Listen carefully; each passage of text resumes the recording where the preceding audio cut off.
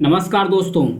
चंद्रयान 3 की कामयाबी पर पूरी दुनिया ने भारत और पीएम मोदी के बारे में क्या कहा। पूरी दुनिया का जो अखबार है, न्यूज़पेपर, मीडिया ने कवर किया। भारत के न्यूज़पेपर में तो छाया ही था, पूरी मीडिया ने इसे कवर किया था। उस समय जब लैंड कर रहा था चंद्रयान 3 का जो विक्रम लैंडर है, उस समय पीएम मोदी जोहान्सबर्ग दक्षिण अफ्रीका में ब्रिक्स समिट सम्मेलन में थे। तो वहां से भारत का झंडा लिए हुए जो चंद्रयान 3 है उसकी सफलता पर उन्होंने अभिवादन किया। तो आइए देखेंगे पूरी दुनिया ने भारत के बारे में क्या कहा, भारत की सफलता के बारे में क्या कहा।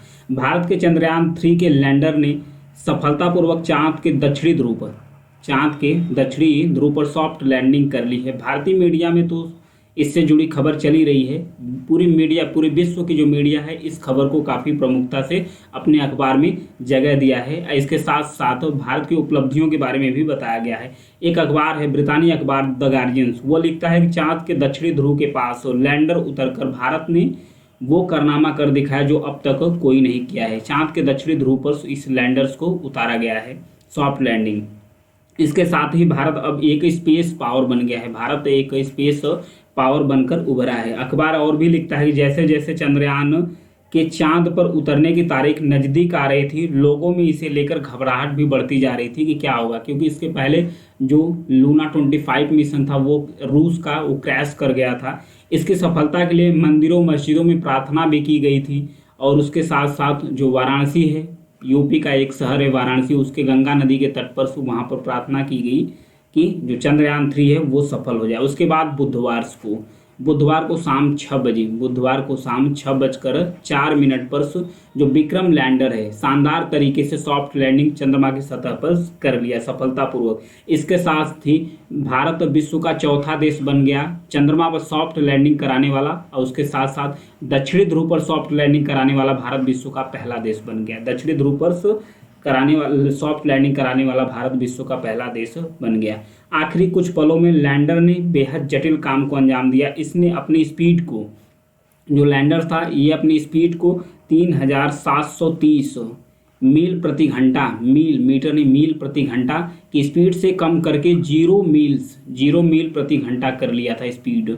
इतना कामयाब पोजीशन। फिर उसके बाद धीरे धीरे इसकी पोजीशन चेंज किया गया, इसे वर्टिकल किया गया। वर्टिकल मतलब इसे सीधा किया गया ताकि लैंडिंग करने में कोई भी खराबी नहीं आए, क्योंकि 2019 में जो चंद्रयान 2 मिशन था, ये आखिरी समय में स्पीड कम थी, सही पोजीशन न लेने के कारण जो लैंडर था वो बिखर गया था। तो इस बार काफ़ी सावधानी बरती गई थी, इसे काफ़ी इस बार सही पोजीशन में किया गया ताकि ये आसानी से लैंड कर सके।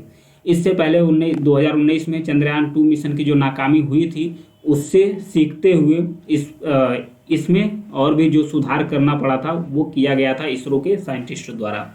चांद तक पहुंचने के लिए अमेरिका ने जो रॉकेट का इस्तेमाल किया था, जो रॉकेट का इस्तेमाल वर्षों पहले किया था, उससे कम ही शक्तिशाली रॉकेट का इस्तेमाल करके भारत ने चांद की सतह पर अपने लैंडर को सॉफ्ट तरीके से उतार दिया है।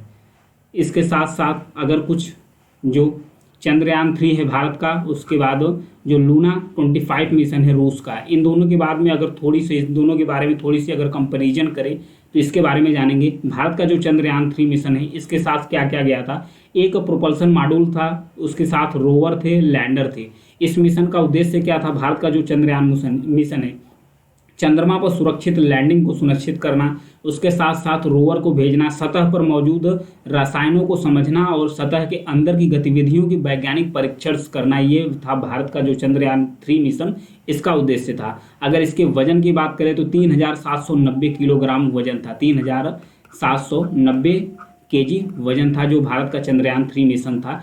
ये कितने सप्ताह के लिए काम करेगा। ये लगभग 2 सप्ताह तक काम करेगा। वहीं लूना 25 मिशन की बात करें जो 20 अगस्त को एक क्रैश कर गया था, 21 अगस्त को लैंड करना था चंद्रमा के दक्षिणी ध्रुव पर। इसके साथ एक लैंडर से, रोवर इसमें नहीं है। इसका उद्देश्य यही था, मिट्टी और पत्थरों का अध्ययन करना, धूल के कणों की स्टडी करना, चंद्रमा का ध्रुवीय सतह पर पाए जाने वाले पदार्थों का विश्लेषण करना। ये लूना 25 मिशन था जो रूस का उसका था। अगर इसके वजन की बात करें तो ये 1752 किलो का वजन था इसका। ये 1 साल के लिए था। ये मिशन 1 ईयर के लिए था जो लूना 25 मिशन था।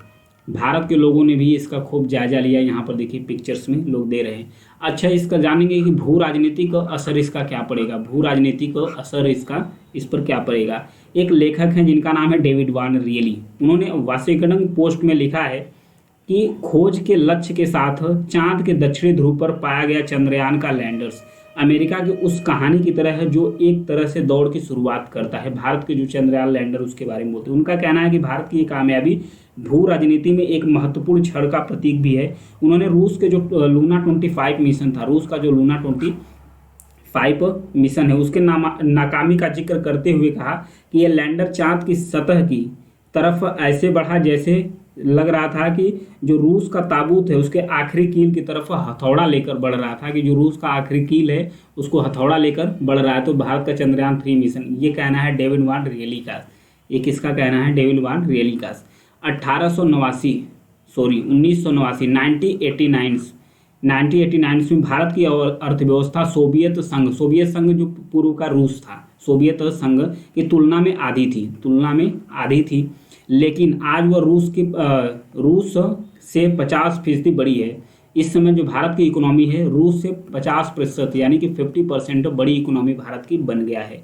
लेकिन आज वो रूस से 50% बड़ी। अमेरिका के साथ कदम मिलाने की बात तो छोड़ दे, वे कहते हैं राइकर्ड जो रियली हैं, उन्होंने कहा कि अमेरिका के साथ तो कदम मिलाने की बात ही छोड़ दो, आज रूस भारत के साथ भी कदम मिला नहीं पा रहा है, भारत के साथ भी नहीं कदम मिला पा रहा है। भू राजनीति और जो मौजूदा विश्व व्यवस्था है उसकी बात करते हुए डेविड वान रियली लिखते हैं कि आधुनिक दुनिया की कल्पना में रूस अहम जगह थी, आधुनिक दुनिया की कल्पना में रूस की अहम जगह थी, लेकिन स्तंभ बिखर गया और चीन एक तरफा ग्रो करता गया। चीन एक तरफा ग्रो करता हुआ और उभरता हुआ निकल गया आगे। वो लिखते हैं चीन की अपनी परेशानियां भी हैं, उसके साथ साथ स्थिरता योग्यता के मामले में दुनिया एक बार फिर से अमेरिका की तरफ देख रही है। उन्होंने कहा कि फिर से अमेरिका की तरफ दुनिया ने रुख करना शुरू कर दिया है, क्योंकि जो रूस और यूक्रेन के बीच में वार चल रहा है, तो यूक्रेन का सपोर्ट करने के लिए पूरा नाटो सदस्य देश यूक्रेन का सपोर्ट कर रहे हैं, हथियार और पैसा दोनों तरीके से सपोर्ट कर रहे हैं, एकजुट हो गए, पश्चिमी कंट्री भी एकजुट हो गई है। तो इसलिए पूरी दुनिया और जो पैसिफिक के देश, छोटे छोटे पैसिफिक ओशन के देश थे, वो चीन से नाराज भी हैं, इसलिए अमेरिका की तरफ वो लोग हाथ बढ़ा रहे हैं।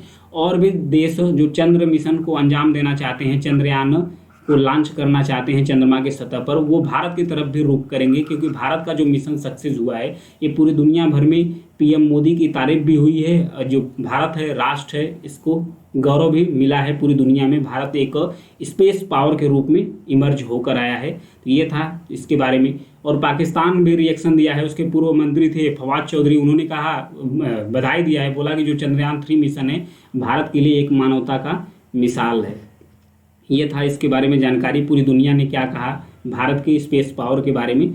यदि जानकारी मेरी पसंद आए, कोई भी हिस्सा आपको पसंद आता है तो चैनल को सब्सक्राइब जरूर कीजिएगा, लाइक और शेयर भी करते रहिए। Thank you.